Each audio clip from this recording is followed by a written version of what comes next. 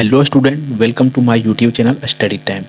तो बच्चों, आज के इस वीडियो के माध्यम से कक्षा 8 क्लास का जो आपका मैथ का यानी कि गणित का जो आपका फर्स्ट चैप्टर है परिमेय संख्या, उसका जो प्रश्नावली 1.1 है, आपका एक ही प्रश्नावली है और इसमें एक ही चैप्टर है, ठीक है, प्रश्नावली का।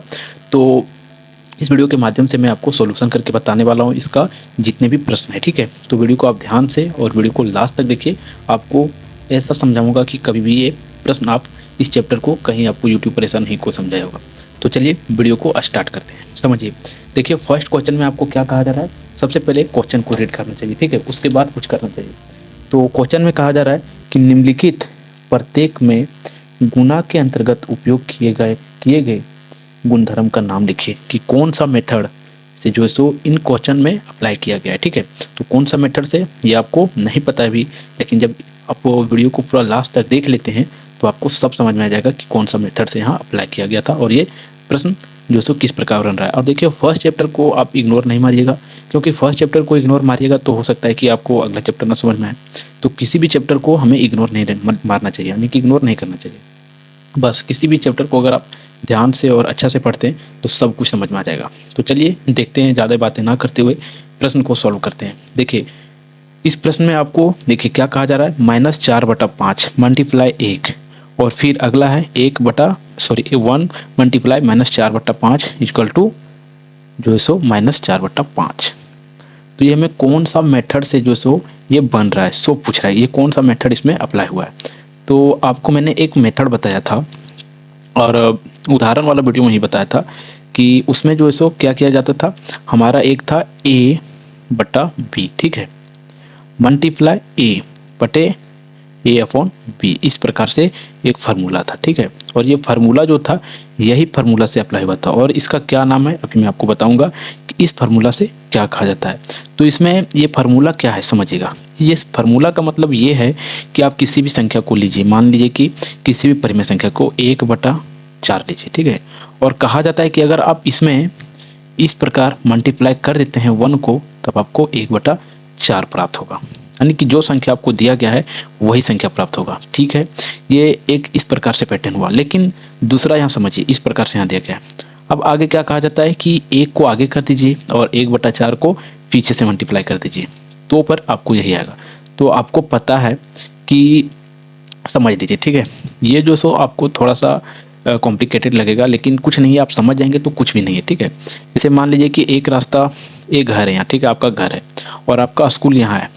एक रास्ता इधर से गया हुआ है, घर का आपका स्कूल है, मान लीजिए स्कूल घर है आपका, ठीक है, घर लिखते हैं, और ये एक स्कूल है। और ये घर से मैं आपको एग्जांपल एक बहुत बेहतर दे रहा हूँ, और इस एग्जांपल से अगर आप समझ जाएंगे तो समझ लीजिए कि आपको तीनों क्वेश्चन जो सॉल्व हो जाएगा। जो क्वेश्चन नंबर 1 का है, तो घर जाना है आपको, तो घर जाना है तो एक रास्ता ये है और एक रास्ता जो है सो आपको पूरा सीधा है। तो आप सीधा रास्ता से भी जा सकते हैं और इस रास्ता से भी जा सकते हैं, लेकिन इस रास्ता में ज़्यादा समय लगेगा। तो अब जा तो दोनों सकते हैं, लेकिन कहाँ जा सकते हैं, ये सीधे रास्ते से भी जाएंगे और टेढ़े रास्ते से भी जाएंगे, तो घर ही जाएंगे ना। तो बस यही पर्पस है कि किसी प्रकार से अगर आप लिखे, या तो 4/1 को आगे करके लिखे और पीछे 1 को मल्टीप्लाई करें तो पर भी इतना ही आएगा, और फिर क्या कीजिए, एक बार 1 को आगे कर दीजिए और 1/4 को पीछे कर दीजिए, तो पर भी वही आएगा। तो बस कहने का अर्थ यही है कि आप कुछ भी आगे पीछे करके कीजिएगा तो पर भी वही आएगा, ठीक है। तो इसमें वही है, देखिए एक बार क्या किया गया, -4/5 को 1 से मल्टीप्लाई किया गया, तब जो है सो क्या आया हमारा, इसके बराबर आया। किसके बराबर आया, 1/4 के बराबर आया। 1/4 के बराबर आया कि नहीं, देख सकते हैं आप। फिर क्या किया गया, 1 को मल्टीप्लाई किया गया -1/4 से, तो पर भी वही आया, बस वही है। तो इस मेथड को हम लोग क्या कह देते हैं, और किताब में आपका बताया गया है जिस प्रकार से, इस मेथड को हम लोग कह देते हैं, देखिए रेड पेन का यूज करते हैं, रेड पेन से लिखते हैं, आपको ज़्यादा बेटर समझ में आ जाएगा। इस मेथड को जो है सो क्या कह दिया गया है, गुणात्मक, समझिएगा क्या लिखते हैं, गुणात्मक तस्तमक, ठीक है, गुणात्मक तस्तमक मेथड। गुणात्मक तस्तमक मेथड कौन सा मेथड है, ये हमारा है गुणात्मक तस्तमक नियम, ठीक है। इसके द्वारा ये क्वेश्चन जो है सो आपको दिया गया है। अब अगला है आपके सामने क्वेश्चन नंबर इसका ए का दूसरा है, ठीक है। समझिएगा क्या कहा जाता है इस प्रश्न में, कहा जाता है कि -13/17 और -2/17 मल्टीप्लाई किया गया है, और फिर यहाँ इक्वल टू -2/7 और मल्टीप्लाई -3/17, ठीक है। मेथड वही है लेकिन इसका नाम जो है सो कुछ अलग दिया गया है, और क्या नाम है समझिएगा आगे, ठीक है। देखिए एक क्वेश्चन लीजिए आप, मान लीजिए कि 1/2 लेते हैं, ठीक है। और सबसे पहले छोटी नंबर समझिए, मान लीजिए कि 2 और 3 को इस प्रकार मल्टीप्लाई करते हैं तो हमारा ये 6 आ जाता है कि नहीं। अब क्या कीजिए, 3 को आगे एक बार कर दीजिए और 2 को पीछे कर दीजिए, इससे भी हमें 6 मिल जाता है। तो हमें बात तो वही हो रहा है, आप आगे करके या 2 को आगे पहले लिखें या 3 को आगे लिखें, हमें परिणाम वही प्राप्त हो रहा है, ठीक है। परिणाम वही प्राप्त हो रहा है, और जो परिणाम प्राप्त हो रहा है वो दोनों का इक्वल हो रहा है। मान लीजिए कि इस प्रकार से था, समझिए इस प्रकार से था, और ये भी इस प्रकार से लिखा गया। मान लीजिए देखिए इसे आगे एक बार यहाँ लिखा गया और इसे यहाँ, ठीक है, और फिर इसको एक बार आगे कर दिया गया और इसको एक बार पीछे, तो क्या आया हमारा, इधर भी 6 और इधर भी 6 आता है। बस क्वेश्चन में आपका यही था, जो आपका प्रश्न है वो यही है कि इस मेथड से, लेकिन इस मेथड का नाम क्या है सो समझिएगा। देखिए इस मेथड का नाम क्या है, इस मेथड का नाम जो सो दिया गया है गुणन के अंतर्गत कर विनिमय, अर्थात इसे हम लोग सीधा बोल देते हैं कर विनिमय, ठीक है, कर विनिमय मेथड को। तो हमें उम्मीद है कि इस प्रश्न को भी आप समझ गए होंगे। तो इसका मेथड का नाम मैं लिख देता हूँ कर्म विनिमय। क्या हो गया, कर्म विनिमय। बस वही आपको जानना था कि कौन सा मेथड से ये अप्लाई हो रहा है। तो ये कर्म विनिमय मेथड से अप्लाई हो रहा है।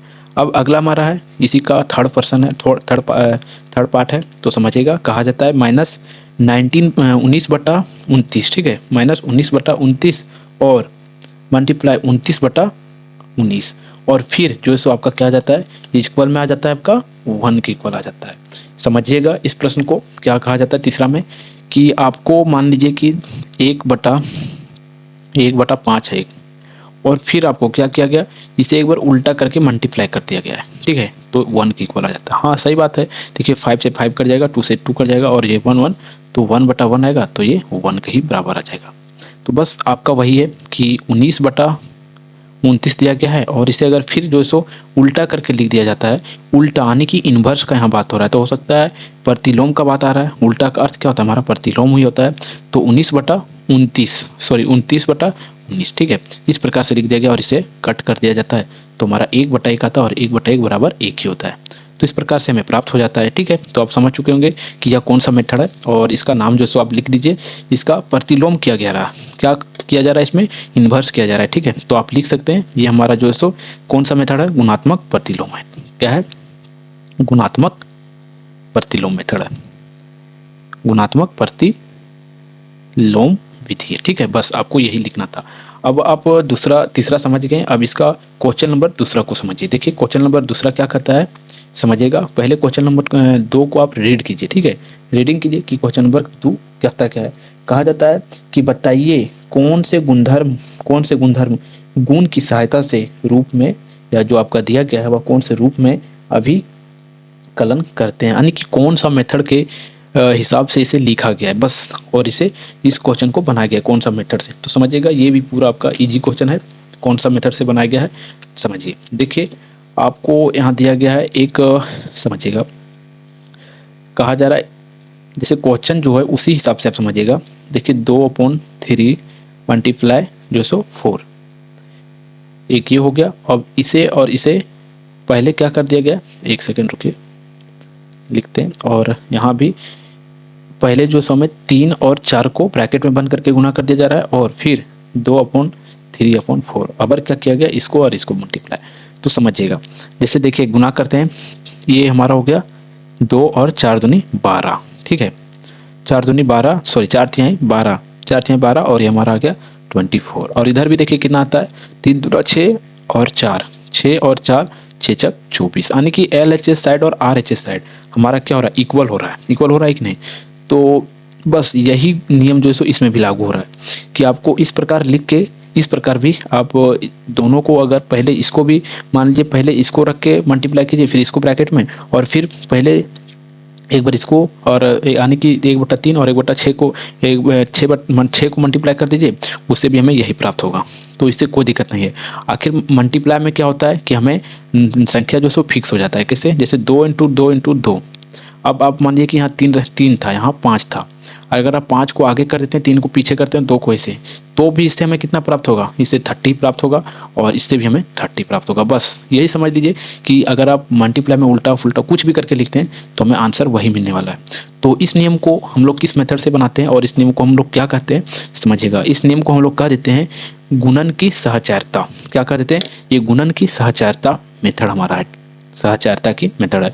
तो लिख सकते हैं आप यहाँ जो सो इसका क्या हो जाएगा, गुणन की सहचारिता मेथड, क्या हो जाएगा, सहचारिता विधि है। ठीक है, बस आपका इसमें क्वेश्चन नंबर 2 में इतना ही करना था।